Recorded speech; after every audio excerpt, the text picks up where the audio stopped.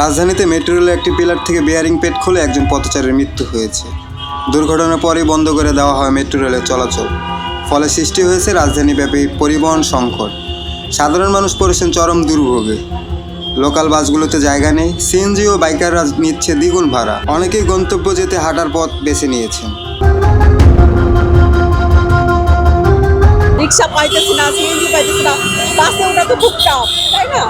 CNG যেখানে ভাড়া 200-250 টাকা, সেখানে 400 টাকা ভাড়া চাচ্ছে, এবং আপনার রিক্সা ভাড়া যেখানে 120-30 টাকা বা 80 টাকা, সেখানে 250-200 টাকা চায়। এটা কি সম্ভব?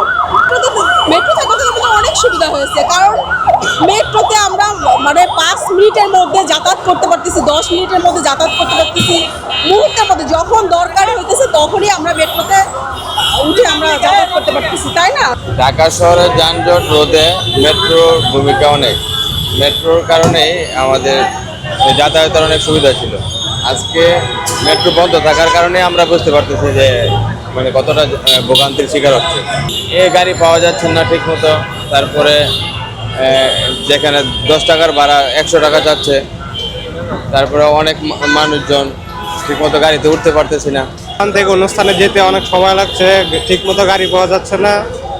এগুলো আধা ঘন্টা যাবত গাড়ি বিচারতেছে, গাড়ি পাইতেছি না যাওয়ার জন্য।